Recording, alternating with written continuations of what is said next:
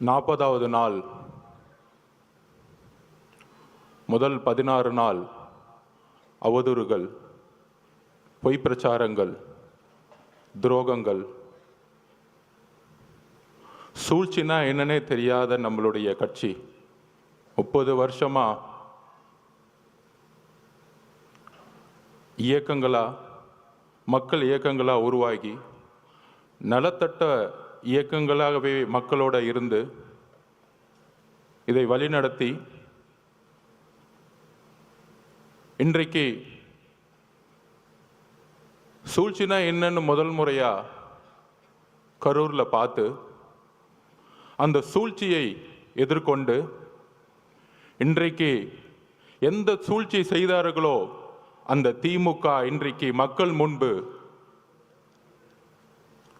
முன்பு ஒரு குற்றவாளியாக ஆக்கப்பட்டு தமிழகத்தில் பேசி வளர்ந்த கட்சி திமுக இன்றைக்கு பொய்யை மட்டும், குற்றச்சாட்டுகளை மட்டும் நம்ம மேலே செலுத்தி நம்ம தலைவர் மேலே ஒரு பொய்யான பிரச்சாரங்களை உருவாக்கி, ஆனால் தன்னுடைய அமைதியின் மூலமாக தமிழகத்தில் முதல் முறையாக ஒரு மௌன புரட்சியை உருவாக்கி மக்கள் விரும்பும் முதல்வர் வேட்பாளராக 2026 இந்த சூழ்ச்சியை தூக்கி எறியக்கூடிய ஒரே தலைவர் எங்களுடைய தலைவர் அவர்களுக்கு வணக்கத்தை தெரிவித்து,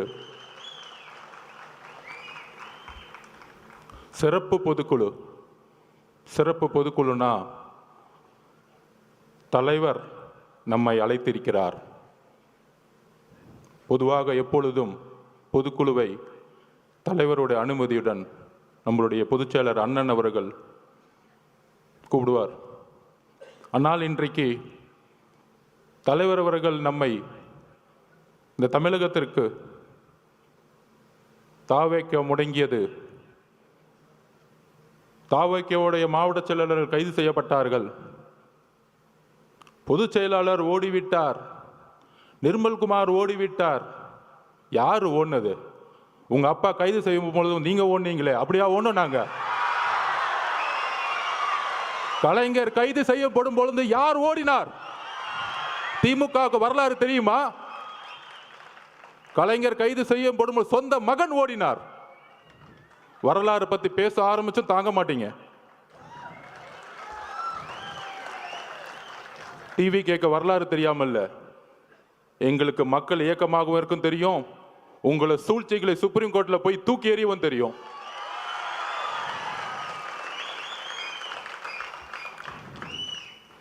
என்ன பண்ணிட்டோம்? மக்கள் இயக்கமா இருந்து ஒரு அரசியல் கட்சியை உருவாக்கி மக்களிட போய் ஒரு பிரச்சாரம் பண்றார். முழுவதுமாக மே மாதம் தன்னுடைய பணியிலிருந்து இந்தியாவிலேயே நம்பர் 1 அதிகமான சம்பளத்தை விட்டுட்டு,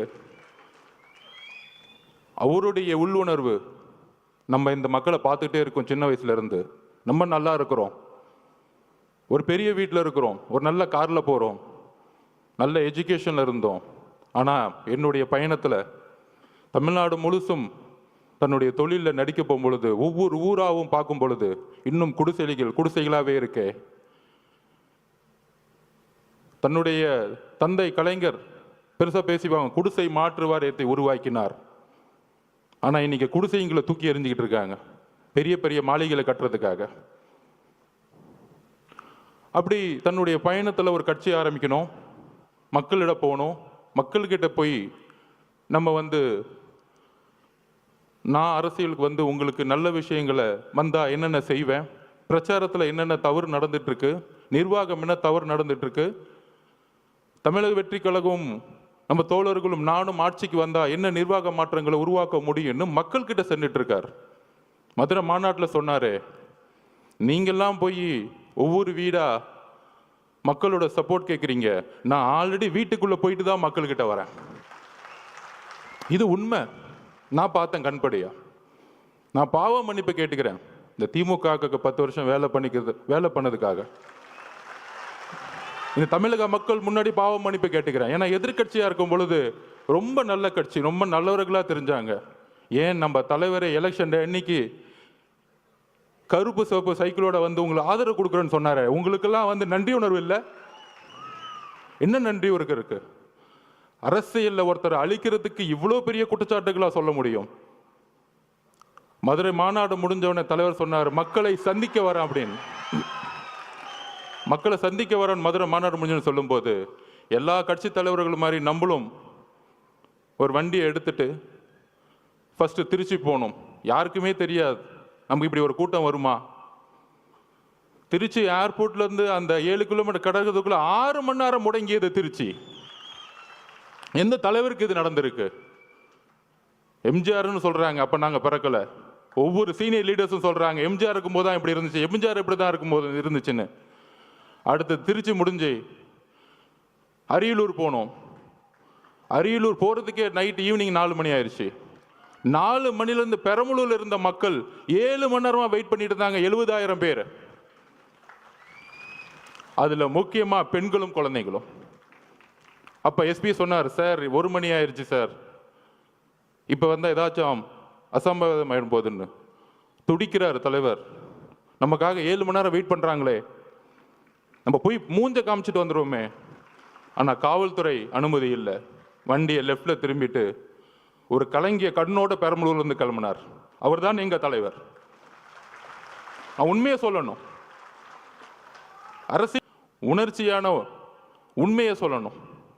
அதை முடிஞ்சு அடுத்தது திருவாரூர் போனோம். திருச்சியிலேருந்து கிளம்பி நாகப்பட்டினம் போனோம். நாகப்பட்டினத்தில் அப்பயே சொன்னார், நாங்கள் என்ன கேட்குறோம், ஒரு நல்ல இடம், மக்கள் வரும்போது அவர்களுக்கு ஒரு பாதுகாப்பு. என்ன மிரட்டணும்னு நினைச்சீங்கன்னா அதுக்கு எப்படி பதில் கொடுக்குன்னு தெரியும். ஆனால் மக்களோட பாதுகாப்புக்கு நீங்க தான் பொறுப்பு. நாகப்பட்டினத்தில் பேசினார். அந்த பேச்சு இன்னைக்கும் நீங்க எடுத்து பார்க்கலாம். அதை முடிஞ்சு திருவாரூர் வந்தாரு. 3 கிலோமீட்டருக்கு 3 மணி நேரம் ஆச்சு. உங்களுடைய தந்தை பிறந்த ஊர். பெரிய பெரிய கட்சி தலைவர்களே திருவாரூருக்குள்ள போக மாட்டாங்க. ஆனா இந்த 50 வருஷ வரலாற்றை உடைச்சாரு திருவாரூர்ல. என்ன பெரிய கட்சி கட்டமைப்பு. நீங்க பெரிய பெரிய அமைச்சர்கள் சொல்லக்கூடியவங்கன்னா என்ன, பெரிய பெரிய பெரிய இன்ஜினியரிங் காலேஜை கட்டிக்கிட்டு, பெரிய பெரிய மெடிக்கல் காலேஜை கட்டிக்கிட்டு 1000 கோடி ரூபாய் பணம் வச்சிருந்த பெரிய கட்டமைப்பா? மக்கள் அந்த கட்டமைப்பை தூக்கி எறிஞ்சிட்டாங்க. நீங்க உங்க முதலமைச்சர் வரதா இருந்தா நைட்டே போயிட்டு மகளிர் சுய உதவிக்குள்ள இருந்து 10,000 பேர் காசு கொடுத்து கூட்டிட்டு வருவீங்க. உங்க துணை முதலமைச்சர் வந்தாருன்னா, கோயம்புத்தூர்ல வந்தாருன்னா, போக்குவரத்து துறையில இருந்து பஸ்ஸை கூட்டிட்டு வந்து மக்களை கூட்டிட்டு வந்துட்டு இருக்கீங்க. நாங்க மக்களை அப்படி கூட்டிட்டு வந்தோமா? எங்க தலைவரை பார்க்க வரல.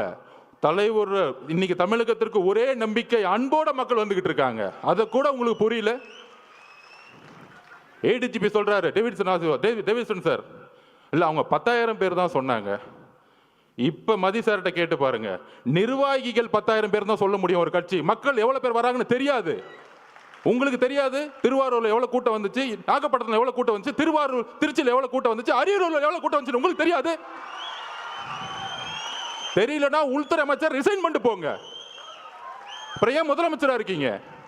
மக்களோட பாதுகாப்புக்கு உங்களுக்கு வந்து கொடுக்கறதுக்கு தைரியம் இல்லைன்னா ஏன் ரிசைன் பண்ணிட்டு போயிடுங்க. இப்பயே நாங்க 41 உறவுகளை இழந்திருக்கோம்.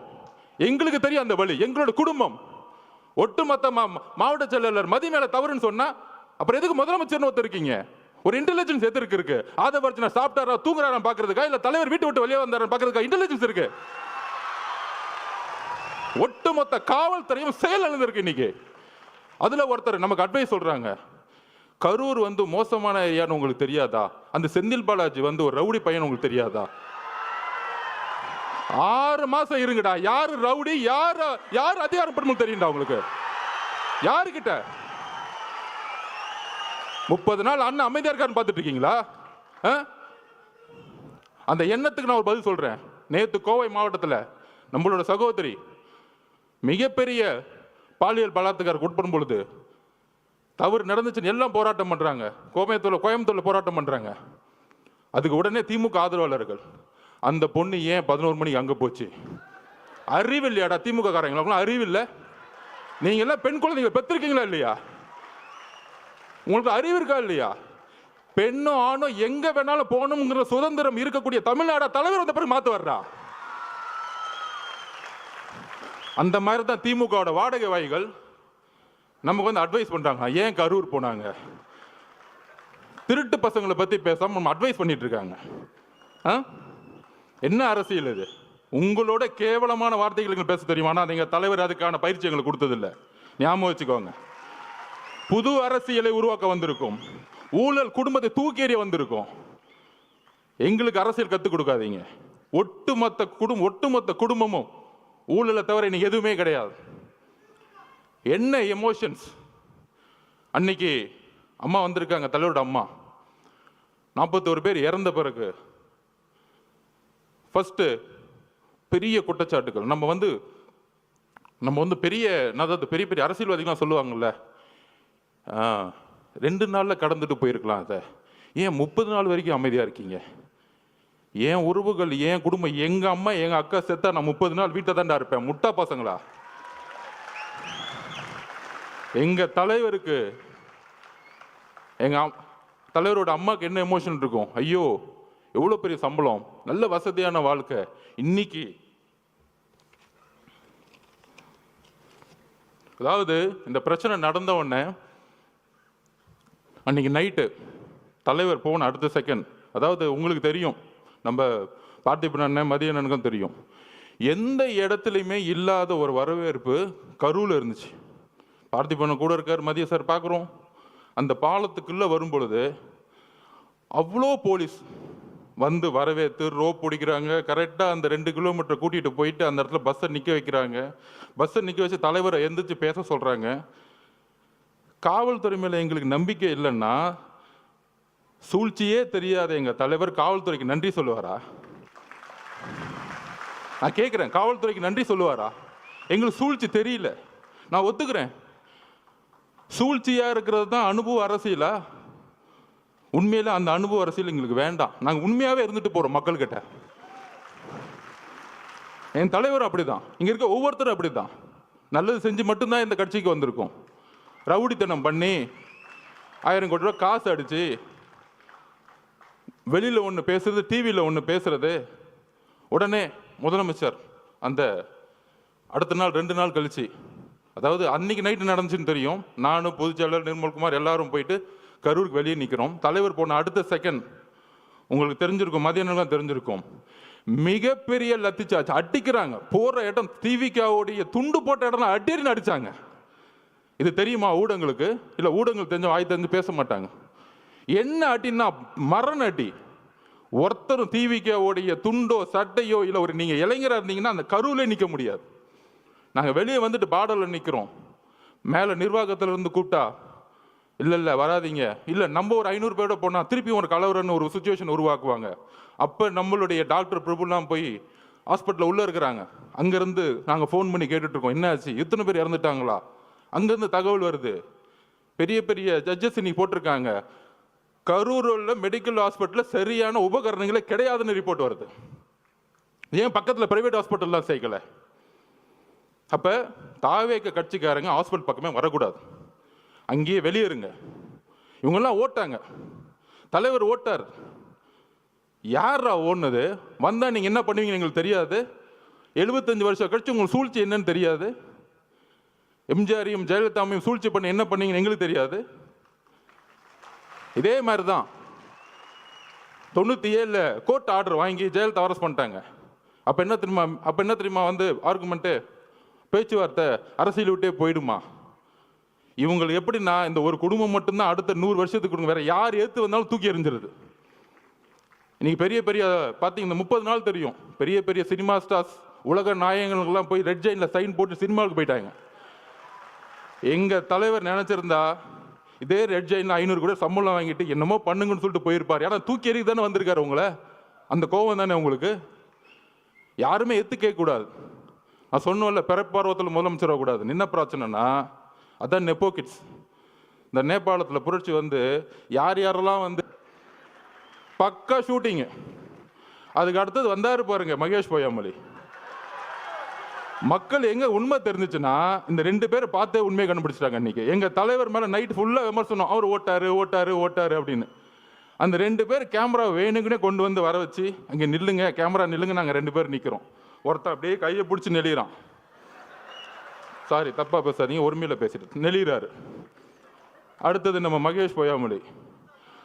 அதாவதுங்க நமக்கு வந்து ஒரு வீட்டில் இப்போ எங்கள் அம்மாவும் நான் சின்ன வயசில் இறந்துட்டேன். நம்ம உறவுகள் அம்மாவும் அக்காவும் குட்டி குட்டி குழந்தைங்க இருக்கும்போது வாய் வார்த்தையே வராது. நாங்கள் அப்படிதான் நிற்கிறோம் எல்லாருமே. பொதுச்செயலாளர் என்னன்னு தெரியாமல் அப்படியே மயங்கி நிலையில் நிற்கிறார் பொதுச்செயலாளர். நாங்கள் அப்படியே நிற்கிறோம். இதுக்கப்புறம் அரசியல், நம்ம மேலே குற்றச்சாட்டுகள் எதுவுமே அடுத்த 48 மணி நேரத்துக்கு எங்களுக்கு எதுவுமே தெரியல. அதுக்கப்புறம் தான் என்ன நடக்குதுன்னு டிவியில் பார்க்க ஆரம்பிக்கிறோம். இதுதான் உள் உணர்வு. அப்போ தலைவருடைய உணர்வு எப்படி இருக்கும்? அமைதியாக போய். தலைவரோட அம்மாவோட உணர்வு எப்படி இருக்கும்? ஐயோ, இந்த முரசொலியில் இவங்க பண்ணுற உண்மை என்னன்னு தெரியும். முதலமைச்சர் என்ன பண்ணார்? அடுத்த 2 நாள் கழிச்சு இதில் வந்து எந்த கட்சி தலைவரும் தன்னுடைய கட்சியை வந்து இறக்குறதுக்கெல்லாம் நினைக்க மாட்டாங்க சொன்னாரா இல்லையா? நல்ல புள்ள மாதிரி. ஆனால் முரசொலியில் சொல்கிறாங்க, தாவேகா கொல்லும் நீதி வெல்லும், 41 உயிர்களை கொன்ற விஜய். இப்போ தெரியுதா திமுகவுடைய நிலைப்பாடு என்னன்னு தெரியுதா? இதே முரசொலியில். அப்போ இவங்களோட நோக்கம் என்ன? 77க்கு அப்புறம் எம்ஜிஆரை ட்ரை பண்ணாங்க, அம்மா ஜெயலலிதா மடத்தை ட்ரை பண்ணாங்க. அதுக்கப்புறம் யார் இவங்களை எதுக்கு வந்தாலும் ஏன் காமராஜரே பொய்யா சொல்லி தூக்கி எறிஞ்சாங்க. ஆனால் அந்த சூழ்ச்சியை ரொம்ப அமைதியாக இருந்து, இது அரசியல் சாணக்கியத்தில் தன்னுடைய உண்மை உணர்வு, அந்த மக்கள்கிட்ட இருக்கிற உணர்வு, அந்த என்ன உணர்வுனா, தலைவருடைய அம்மா என்ன நினைப்பாங்க? ஐயோ, குழந்தைக்கு இப்படி ஆயிடுச்சு, இப்படி பொய் சொல்றாங்களே, சூழ்ச்சி பண்றாங்க அப்படின்னு சொல்லும் பொழுது இதே உணர்வை தான் அவருடைய அமைதி தமிழ்நாட்டிற்கு ஒட்டுமொத்த தாய் குலமும் ஒரே மாதிரி நினைச்சிருக்காங்க. தலைவரோட அம்மா மட்டும் அப்படி நினைக்கல. அதனால தான் இவங்க மாட்டிக்கிட்டாங்க. அன்னைக்கு நைட் இவர் நடிக்க அந்த பிரச்சனையிலையும் கண்டிஷனை ஃபாலோ பண்ணுங்கன்னா ஆக்டிங் போட. ஆனால் நீங்கள் இதில் மகேஷ் பொய்யாமொழி மட்டும் பார்த்துருப்பீங்க. இன்னொரு நெப்போ கிட்ட ஒன்று வரும் காலையில் துபாயிலேருந்து கிளம்பி. அவர் ஏதோ துபாயில் போய் தமிழ்நாட்டில் ஒரு தியாகம் பண்ணுறதுக்காக அங்கே உண்ணாவிரதம் போன மாதிரியும், அங்கேருந்து இந்த மக்களுக்கு ஓடி வந்த மாதிரியும் வந்துட்டு ஒரு மணி நேரம் கூட ஹாஸ்பிட்டல் இல்லை. அந்த மக்களோட நமக்கு அந்த ரைட்ஸ் இருந்துச்சா, நமக்கு அந்த அதிகாரம் இருந்தால் அந்த மக்களோட கடைசி நிமிஷம் வரைக்கும் நம்ம இருந்திருப்போம். அந்த உயிரை எடுத்து கொண்டு போய் சமாதானம் பண்ணுற வரைக்கும், சமாதி கொடுக்குற வரைக்கும் இருந்திருப்போம். அப்படி ஒரு மணி நேரம் வந்துட்டு கடைசியில் ஒரு பேட்டி, ஏங்க இந்த தப்புலாம் பண்ண அவரை போய் ஏங்க கொஸ்டின் கேட்கல, தாவேக தலைவரை பார்த்து கொஸ்டின் கேளுங்க. இப்போ புரியுதா? பாவம் முதலமைச்சருக்கு உடம்பு சரியில்லை, அவருக்கு என்ன நடக்குதுன்னே தெரியாது. ஒரு பேப்பர் கொடுத்தா படிப்பார். சட்டசபையில் பாருங்கள், எதிர்கட்சி தலைவர் 2 மணி நேரம் பேசுவார். ஆனால் எதிர்கட்சி தலைவர் பேசுகிறத காமிக்கவே மாட்டாங்க வீடியோவில். டக்குன்னு ஒரு குறிப்பு வரும், ஒரு 5 நிமிஷம் பேசுவார். அவர் 2 மணி நேரம் கத்திட்டு இருப்பார், 5 நிமிஷம் பண்ணும்போது லைவ் வரும். அவர் என்னப்பா பண்ணுறது? இஸ்லாமிய சமூகமும் சரி, கிறிஸ்தவ சமூகமும் சரி, பெண்களும் சரி, இளைஞர்களும் சரி, அவர் பிரச்சாரம் போகும்போது எல்லா கூட்டமாக வராது. அது எப்படி நிப்பாட்டுறது? இவ்வளோதான் இவங்களோட நெரேட்டிவ், இவ்வளோதான் இவங்க சிந்தனை. அப்போ என்ன பண்ணணும்? அவர்கிட்ட என்ன பலம் இருக்குது? பெரிய பொருளாதார பலம் இருக்கா? இல்லை. சரி, இவர் மிரட்ட முடியுமா? உன் குடும்பத்தை அதை பண்ணிடுவேன் இதை பண்ணிடுவேன், மிரட்ட முடியாது. பெரிய பெரிய நடிகர்கள்லாம் இன்றைக்கி மிரட்டி ரெட் ஜாயின்ல சைன் போர்டு வச்சுட்டாங்க. உங்களுக்கு யாருன்னு தெரியும், அவங்க பேரை சொல்ல வேணாம். அவங்க இப்போ நமக்கு எதிராக பேசிக்கிட்டு இருக்காங்க.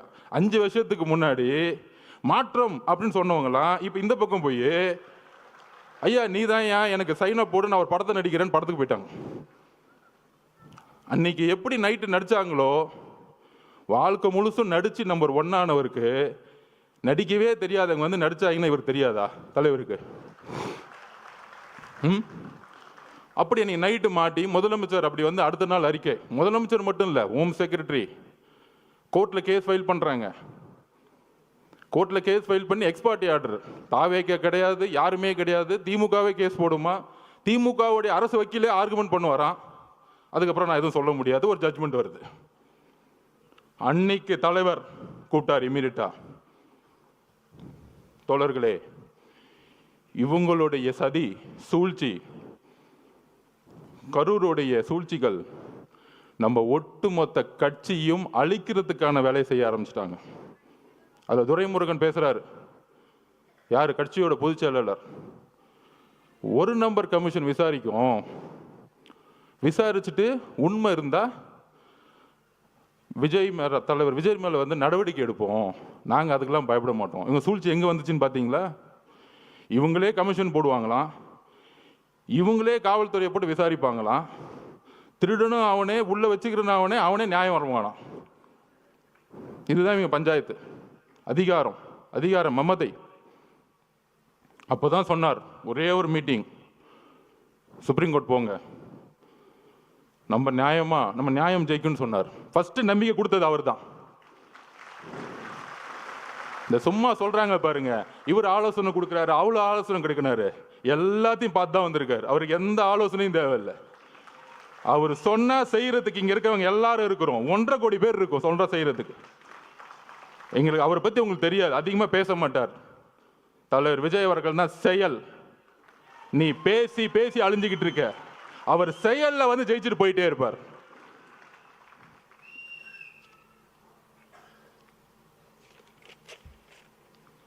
அதாவது இந்த கரூர் இன்சிடென்ட், கரூருக்கு முன் கரூருக்கு அப்புறம்னு சொல்லலாம். இந்த 41 குடும்பத்தையும் தலைவர் இங்க வந்து பார்த்தாரு. ஏன் பார்த்தாரு? உடனே அனுதாபம்லாம் நம்ம அங்கே தானே போகணும், இவர் ஏன் அங்கே போகல, கரூருக்கு ஏன் போகல? அதுக்கு நான் பதில் சொல்கிறேன். கரூர் காவல்துறை இருக்கு பாருங்க, ஒரு வினோதமான காவல்துறை. நம்ம பார்த்திபனுக்கும் மதியனுக்கும் தெரியும். 8 நாளுக்கு முன்னாடியே 9 நாளுக்கு முன்னாடியே மனுவை கொடுக்குறாங்க. அது நம்ம தவறு தான் ஒத்துக்கலாம். ஏன்னா நம்ம காவல்துறையை நம்பணும்ல, அதுதான் நம்மளுடைய மிகப்பெரிய தவறு.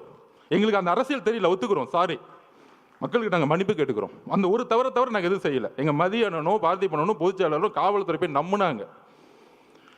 அப்போ காவல்துறை ஒரு இடத்துல நம்ம வந்து கேட்குறோம், ஒரு 6 இடம் கேட்குறோம். அப்புறம் காவல்துறை இருக்க டிஎஸ்பி, ஒரு சிறப்பு வாய்ந்த நேர்மையான டிஎஸ்பி, நம்ம விஜயகாந்த் சாரோட ஒப்பிடலாம், சினிமாவில் வர மாதிரி. அவர் தான் டிஎஸ்பி செல்வராஜ் அவர்கள். அப்படி அச்சுன்னு தும்முனா கூட கடிச்சு எடுத்துட்டு போவார். யாரு? நம்ம செந்தில் பாலாஜிக்கு கடிச்சு எடுத்துட்டு போறவர் தான் அவர். அந்த இடத்துல அப்படி ஒரு ஆளை போட்டு வச்சிருக்காங்க.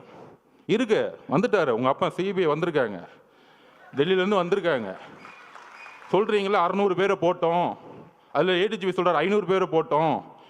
இன்னொரு அமைச்சர் சொல்றாரு இல்லை நாங்கள் 700 பேர் போட்டோம். அதோ எல்லாம் ஸ்டேட்மெண்ட் கொடுத்தோம். முதலமைச்சர் முதற்கொண்டு என்கொயரி பண்ணணும் இந்த விஷயத்தில், தகவல் சொன்னதுக்கு. அப்போ அண்ணன் மனு கொடுக்குறாரு. அந்த டிஎஸ்பி பார்த்திபன் கூட சண்டை போடுறாரு. எல்லாம் பதிவு இருக்கு, எல்லாம் சொல்லுவார் அண்ணன். என்ன சண்டை? அதில் வந்து கலெக்டர் வந்து ஒரு சர்க்குலர் அனுப்புறார். என்ன சர்க்குலர்? 4 இடம் நீங்கள் எதை வேணா சூஸ் பண்ணிக்கலாம்.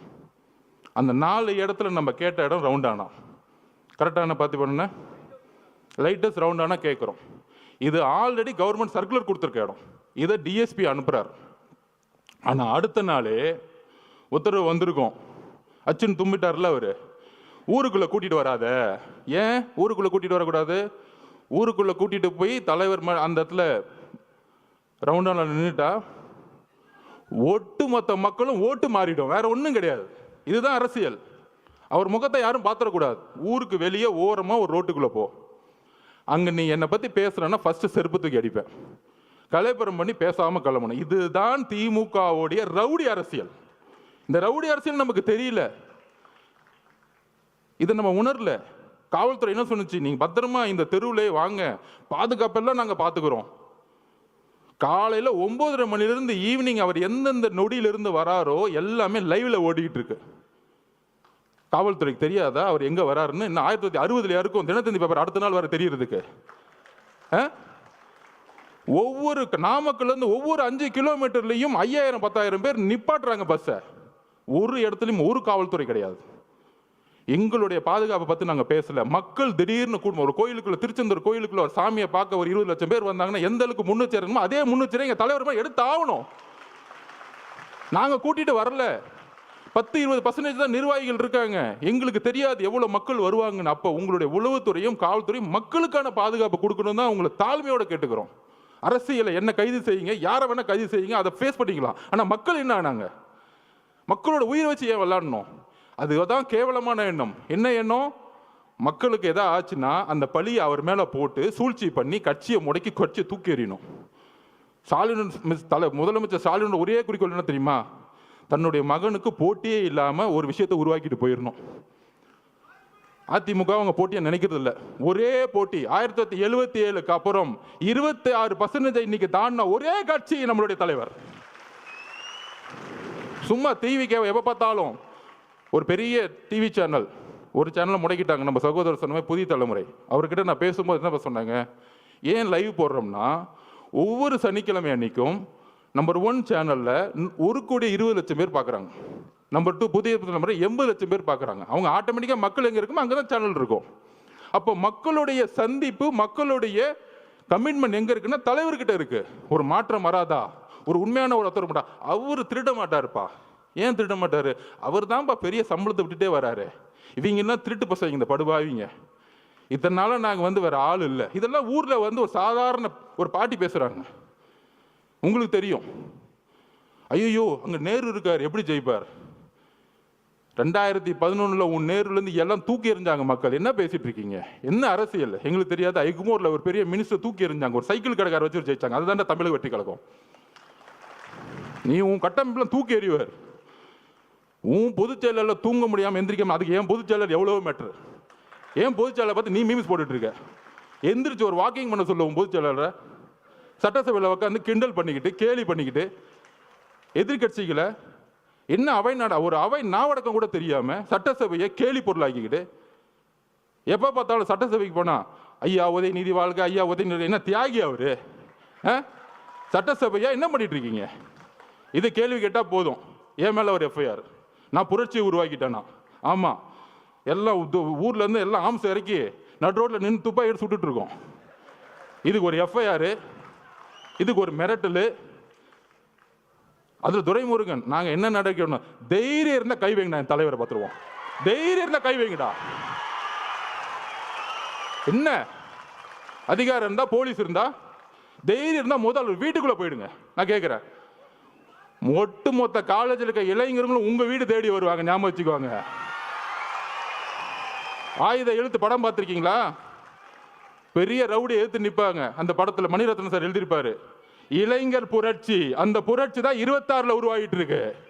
நீ காசை கொடுத்து கூட்டிட்டு வருவ. அதுக்கு நான் உதாரணம் சொல்லிடுறேன். நாமக்கல்ல இருந்து கரூர் வந்துட்டு இருக்காரு அண்ணன், நான் உள்ள இருக்கிறேன். அதுக்கு முன்னாடி ஒரு பெரிய காலேஜ் இருக்கு மேடம், மதியானம் என்ன நடந்தது? குமாரசாமி காலேஜில் இருந்து 5000 ஸ்டூடெண்ட்ஸ் ஓடி வருவாங்க. நான் 2 கிலோமீட்டர் பார்க்குறேன். அண்ணன் பார்க்குறாரு, என்னப்பா அங்கேருந்து ஒரு கூட்டம் ஓடி விட்டது, என்னப்பா அது அப்படிங்கிற. ஒட்டுமொத்த காலேஜும் ஓடி வராங்க. அதில் ஃபோன் வேறு எடுத்துகிட்டு வராங்க, கத்தி எடுத்துகிட்டு வரும்போது ஃபோன் எடுத்துகிட்டு வந்துட்டு இருக்காங்க. அதில் நண்பர்களே, இதுதான் மிகப்பெரிய விஷயம். அதில் 5000 பேர்த்துல 3000 போது பெண்கள் ஓடி வராங்க. இதுதான் அரசியல் மாற்றம். நீ சொல்ற நேரு, வேலு, செந்தில் பாலாஜி தூக்கி எறிஞ்சிட்டு இளைஞர்கள் போயிட்டே இருப்பாங்க. ஞாபகம் வச்சுக்கோங்க. காவல்துறையை பார்த்து பயப்படுற நினைச்சிட்டு இருக்கீங்களா? எங்களுக்கு எந்த பயமும் இல்லை.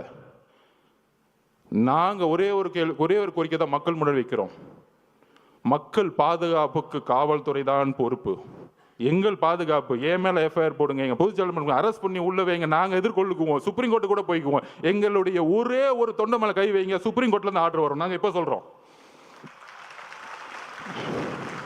எங்களுக்கு நீதித்துறை மீது, நீங்க நீதித்துறை வச்சு அரசியல் பண்ணினா எங்களுக்கு நீதித்துறையில் என்ன, எங்களுக்கு சீனியர்ஸ் இருக்காங்க. எங்க கட்சி உட்கார்ந்து சாதாரண கட்சி நினைச்சுக்காதீங்க, எங்களுக்கும் தெரியும் அரசியல். ஆனால் மக்கள் பாதுகாப்பு, அந்த பாதுகாப்புக்கு நீங்கள் தான் முதல். இப்ப கூட எஸ்ஓபி போட்டோம், நம்ம நிர்மல்குமார் அவர்கள் நம்ம சட்டத்துறை போட்டோம் ஹைகோர்ட்ல நம்ம கேஸ் ஃபைல் பண்ணியிருக்கோம். எப்படி எல்லா கட்சிகளுக்கும் சமமா ஒரு ரூல்ஸ் அண்ட் ரெகுலேஷன் உருவாக்குங்க. நமக்கு மட்டும் ஒரு நாளுக்கு முன்னாடி தருவாங்க. ஆனால் திமுக மட்டும் தன்னுடைய புள்ள ரோட் ஷோ போகலாம், அவர் ரோட் ஷோ போகலாம். அது எனக்கு புரியல. எல்லாம் ரோட் ஷோன்னா சாதாரணமாக நினச்சிக்கிறாங்க. ரோட் ஷோன்னா மக்கள் இருக்கணும், வெறும் ரோட்டில் போகிற ரோட் ஷோ கிடையாது. உதயநிதியில் ரோட் ஷோ போயிட்டு இருக்காரு, அது நம்ம பசங்க மீம்ஸ் எடுத்து போட்டுட்டு இருக்காங்க. வெறும் ரோட்டில் அப்படி கை கும்பிட்டு இருக்காரு, லெஃப்ட்லேயும் ஆளை காணும், ரைட்லேயும் ஆளை காணும். யாரை பார்த்து இந்த பூனை சூடு போட்டுக்குமே, புளியை பார்த்து.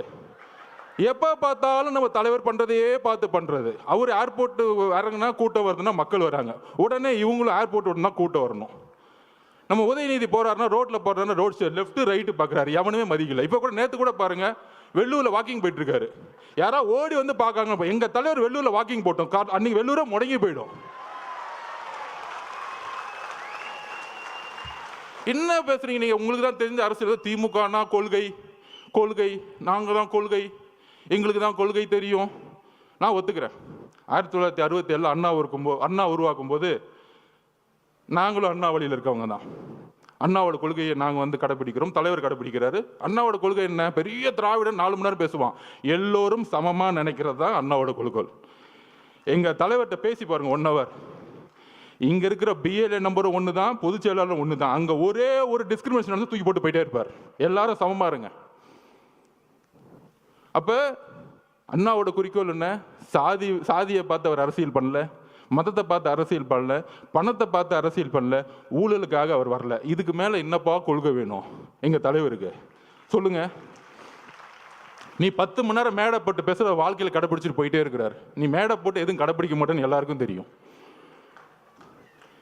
அதுக்கப்புறம் கலைஞர் வந்தார்.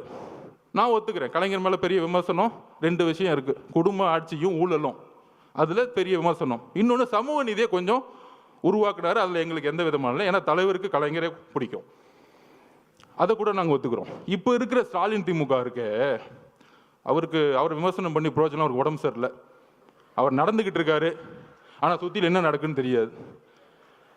கரூரில் பேட்டி கேட்குறாங்க, வந்தார், எழுப்பி விட்டாங்க. ஐயோ உங்கள் பையனுக்காக போங்க, அப்போ தான் பழியெல்லாம் தூக்கி விஜய் சார் மேலே போட முடியும், நீங்கள் தயவு செஞ்சு எந்திரிச்சு போங்கன்னு சொன்னா அவரும் வந்துட்டார். 5 வருஷமாக எந்த சாவுக்கும் போலையாம். ஃபோனில் அஜித் குமார் கூப்பிட்டு அம்மா மன்னிச்சுக்கோமான்னு சொல்லுவாராம். ஆனால் தாவே மேலே குற்றம் சாணவனை கிளம்புனாரு பாருங்க, சார்ட்டர் ஃப்ளைட் பிடிச்சி. அந்த சார்ட்டர் ஃப்ளைட்டை எப்போ புக் பண்ணாங்க, எப்படி வந்துச்சு, எப்படி நைட்டோட டேட்டாக கிளம்புனாருன்னா அடுத்து சிபிஐ என்கொயரி வச்சுக்கலாம். அதை அப்புறம் வச்சுக்குவோம். அதுக்கு தான் உச்சநீதிமன்ற நீதிபதி போட்டிருக்காங்களே, அவர் வரட்டும், பெரியவர் வரட்டும், அங்கே நம்ம முறையிடுவோம்.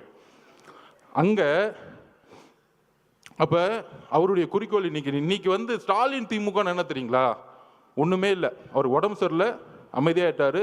சட்டசபையில் ஒரு பேப்பர் கொடுப்பாங்க, ஒரு மீடியா மீட்டிங்னு வச்சுக்குவாங்க, அவர் வந்து பேசுவார். இன்னொன்று கூட பசங்க ட்ரோல் பண்ணாங்க, நம்ம பசங்க இருக்காங்களே ஜென்சி பசங்க, அடுத்த கேள்வி இவரே சொல்லுவார் மீடியாவில், அந்த கேள்வி தான் நான் பதில் சொல்கிறேன் அப்படின்னு. இதுதான் ஸ்டாலின் திமுக. ஆனால் அதை இயக்கக்கூடியவங்க 2 பேர், மருமக மக. எனக்கு அங்கே தெரியும் என்ன சிஸ்டம்னு எனக்கு தெரியும், நான் அடிக்க முடியும். உன் டிஎன்ஏ எனக்கு தெரியும், என்ன தப்பு பண்ணுவீங்கன்னு எனக்கு தெரியும். எம்ஜிஆருக்கு அப்புறம் அந்த கட்சியை தெரிஞ்ச ஒரு ஆள் நான் தான். உங்கள் டிஎன்ஏ, உங்கள் துரோகம் எல்லாம் எங்களுக்கு தெரியும். அப்போ அண்ணங்கிட்ட அப்பயே சொன்னானே, இதெல்லாம் பண்ணுவாங்க, இந்த சூழ்ச்சிக்கெல்லாம் பண்ணுவாங்க, சுப்ரீம் கோர்ட்டு நீங்கள் சொன்ன உடனே போயிடலான்னு. 16வது நாள் அமைதியாயிட்டோம். இன்னைக்கு ஸ்டாலின் சாரோடைய திமுக மருமக. மகன் ஒரு லெவலில் இருப்பார், மருமகன் சீஃப் செக்ரட்டரி. தாவேக்காவை எப்படி அழிக்கணும், இதுதான் அஜெண்டா. அதுக்கு தான் பெண்ணு 20 கோடி. அந்த 27லிருந்து அந்த கோர்ட், சுப்ரீம் கோர்ட் ஓப்பன் ஆகிற டைம் 8 நாள். ஒன்று லீகல் ஃபைட், மீடியா நம்ம திறக்கவே முடியாது, எல்லாரும் கைது, மாவட்ட செயலர் கைது, எல்லாரும் ஓட விடு. அன்னைக்கு காலையில் நிர்மல்குமார் அவர்கள் உயர் நீதிமன்றத்தில் போய் மென்ஷன் பண்ணார். இன்னைக்கு 28ஆம் தேதி சண்டே மார்னிங் அறிவு சார் எல்லாரும் போய் ஐயா உயர் நீதிமன்றத்தில் போய் ஐயா தப்பு நடந்திருக்கு, போஸ்ட்மார்ட்டம் அவசரமாக பண்ணிக்கிட்டு இருக்காங்கன்னு ஒரு மனுவை கொடுக்குறாரு. அவர்கிட்ட பேசுகிறார் நிர்மல்குமார் அவர்கள். காலங்காலத்தில் நாங்களே வந்து தலைவர்கிட்ட சொல்லிட்டு அண்ணா தப்பு நடக்குதுன்னு நம்ம, ஆனால் அன்னைக்கு அந்த கேஸ் எடுக்கலை. உயர் நீதிமன்றம் வெக்கேஷன் கோர்ட்டில் ஆயிடுச்சு. எல்லா தகவலையும் சொன்னோம். அந்த ஒரு வாரம் நீதித்துறைக்கும் போக முடியல, மீடியாக்கிட்டையும் போக முடியல. ஏன் மீடியாட்ட போக கூட அவங்க மட்டும்தான் பேசுறது கேட்கணுமா? அதில் ஒருத்தர் மீச வச்சிருக்கலாம் பேசிட்டு இருப்பார், சட்டையை பிடிச்சி ஒன்று அடிக்கிறேன், வெளியே வந்து தொடர பார்ப்போம். மீடியானா ஒட்டுமொத்த 2 கோடி மக்களோட உணர்வு நாங்கள் இருக்கிறோம், தைரியத்தை தொடுங்க பார்ப்போம். வேண்டாம், எங்களுக்கு அந்த அரசியல் தெரியாது, ரவுடி அரசியல், கேவலமாக பேசக்கூடிய அந்த மாதிரி ஒருமையில் பேசக்கூடிய எங்களுக்கு தேவையில்லை. ஆனால் மக்களுடைய இறப்புக்கு இன்னும் எங்களுக்கு வழி இருக்கு, அந்த உணர்வு எங்களுக்கு இருக்கு. இப்போ எழுதில நாங்கள் பேசலை, மனசுல இருந்து வருது. இந்த 40 நாள் என்ன பண்ணீங்க, எங்கள் மக்களுக்கு என்ன பண்ணீங்க? நான் சொன்னேன் பாருங்க, அதை விட்டுட்டேன். நம்ம செல்வராஜ் அப்படி அவங்கள போட்டு 25ஆம் தேதி இல்லை நீங்கள் இந்த இடத்துக்கு தான் போகணும், இல்லைன்னா கேன்சல், அவர்கிட்ட மிரட்டுறாரு பார்த்திபன்ட்ட. அதெல்லாம் இருக்கு, இந்த இடத்துக்கு மட்டும்தான் நீங்கள் வரணும், இல்லைன்னா இந்த இடமே கேன்சல். அப்போ திருப்பியும் ஒரு 2-3 நேரம் கழிச்சு ரொம்ப பக்குவமாக பாசமாக, பிரதர் நீங்கள் தயவு செஞ்சு ஒத்துக்குவாங்க, நாங்கள் பாதுகாப்பு கொடுக்குறோம் அப்படின்னு இறக்கப்பட்டு பேசினோடனே செல்வராஜோட பொய் வாக்குறுதிகளை நம்பி அதை சைன் போட்டுட்டாங்க. அதில் என்ன பொய்? 25ஆம் தேதி தான் அவங்க மனு கொடுத்தாங்க, நாங்கள் 26 ஒத்துக்கிட்டோம், 27 நடந்துருச்சு. 10 நாளாக கத்திரிட்டு இருக்காங்க மாவட்ட நிர்வாகம், எங்களுக்கு அந்த வேணாம், அந்த இடம் வேணாம், இடம் வேணாம். இப்போ தெரிஞ்ச அந்த சூழ்ச்சி, அப்போ இந்த சூழ்ச்சி நடந்து முடிஞ்ச உடனே இந்த 16 நாள் என்னென்னலாம் சூழ்ச்சி பண்ணாங்க, இந்த முரசொலி என்ன எழுதுச்சு, பத்திரிகையாளர்கள் என்ன எழுதுனாங்க, எல்லாம் தெரியும். அப்போ திருப்பியும் மக்களை பார்க்க போகணும். எப்படி திருப்பியும் கரூரில் இருக்கிற, அதாவது எந்த இறப்பாக இருந்தாலும் முதல் சஸ்பெண்ட் பண்ணுவாங்க. டிஎஸ்பியும் எஸ்பியும் முதல் ஒரு பேசிக்காக சஸ்பெண்ட் பண்ணுவாங்க, ஒரு துறை ரீதியான என்கொயரி பண்ணுவாங்க. ஏன் பண்ணலை? இதுதான் ஒரு கூட்டு சதி. 120 யாரு? First hospital owner Senthil Balaji, அப்புறம் உதயநிதி ரசிகர் மன்ற தலைவராக இருந்தவர் திரு மகேஷ், நடிக்கவே தெரியாததுக்கு ரசிகர் மன்றம், அதை விட்டுருங்க அந்த இடம். 3வது காலங்காத்தால் துபாயிலேருந்து வந்தவர். ஆக்சுவல் 120 இவங்க தான், கூட்டு சதியே இவங்க தான். ஏன் திண்டுக்கல்லேருந்து பெரியசாமி அண்ணன் வரல? அவங்கெல்லாம் கலைஞர்கிட்டேருந்து அரசியல் கற்றுக்கிட்டாங்க. மக்களை சாவடிக்கூடிய அரசியல் திமுக இருக்க சீனியர் செய்யவே மாட்டாங்க. இந்த மாதிரி மாறி மாறி மாறி மாறி வந்துட்டு கொன்னாலும் பரவாயில்ல நினைக்கக்கூடிய ஒரு செந்தில் பாலாஜி யாருக்குங்க தான் இது எக்ஸிக்யூஷன்ஸ். இது நான் தனிப்பட்ட விமர்சனம் பண்ணுறேன். அதுக்கான விஷயத்தை நம்ம சொல்லுவோம். நம்ம போய் என்கொயரி ஆஃபீஸர்கிட்ட ஒரு திருநான்னு நினச்சிக்குவாங்க, எனக்கு உங்க மேலே சந்தேகம் இருக்குன்னு சொல்லிட்டாலே அவங்க பார்த்துக்குவாங்க. வரிசையாக இருக்குது இதில். அப்போ திருப்பியும் தலைவர் போனால், தலைவர் பாதுகாப்பு ஓகே, அதில் ஒரு மண்டபம் கொடுக்குறாங்க. நம்ம பார்த்திபனுக்கு தெரியும் என்ன மண்டபம் கொடுக்குறாங்க அப்படின்னா, கரூர்லேருந்து வெளியே தள்ளி போய் காம்பவுண்டே இல்லாமல் வெறும் ஷெட்டு வச்சுக்கிட்டு ஒரு மண்டபம். மித்த மண்டபம் எல்லாருமே ப்ரைவேட் மண்டபம்லாம் சொல்லி வச்ச மாதிரி, உங்களுக்கு தான் காவல்துறையே மண்டபம் கொடுக்குறாங்களே, எங்ககிட்ட நாங்கள் எப்படிங்க கொடுக்க முடியும்? ஆல்ரெடி எல்லாம் சொல்லிட்டாங்க கிளியரன்ஸ். இந்த உண்மையை தெரிஞ்சுக்கணும். ஏன் இந்த விமர்சனத்துக்கு பதில் சொல்லணும்னா, தலைவர் விமர்சனத்துக்கு பதில் சொல்லி பழக்கம் இல்லை. ஆனால் அங்கே ஏன் போல அப்படிங்கிற விஷயத்த அந்த மக்களுக்கு சொல்லணும், பாதிக்கப்பட்ட எங்கள் குடும்பத்துக்கு நாங்கள் சொல்லணும். அதுக்கான வாய்ப்பு இது வரைக்கும் நாங்கள் கிடைக்கல. தலைவர் வாயை திறந்து அவங்ககிட்ட சொல்லலை. அங்கே தான் அந்த அவருடைய உண்மை இருக்குது. எவ்வளோ கடுமையான ஒரு நேரம் ஒரு தலைவருக்கு.